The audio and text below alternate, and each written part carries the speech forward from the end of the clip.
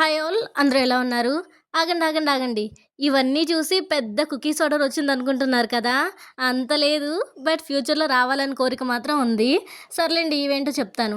ఈ వీడియో కానీ నా స్కూల్ ఫ్రెండ్స్ గానీ, కాలేజ్ ఫ్రెండ్స్ గానీ, మా చెల్లి స్కూల్ ఫ్రెండ్స్ గానీ చూస్తే మాత్రం ఇవేంటో ఖచ్చితంగా గుర్తుపడతారు. మా చిన్నప్పుడు మా అమ్మని ఎప్పుడైనా తినడానికి చెయ్యమ్మా అని అడిగితే, మా అమ్మ చేసే ఫస్ట్ స్నాక్ ఐటెమ్ ఏదైనా ఉందా అంటే అది ఇదే.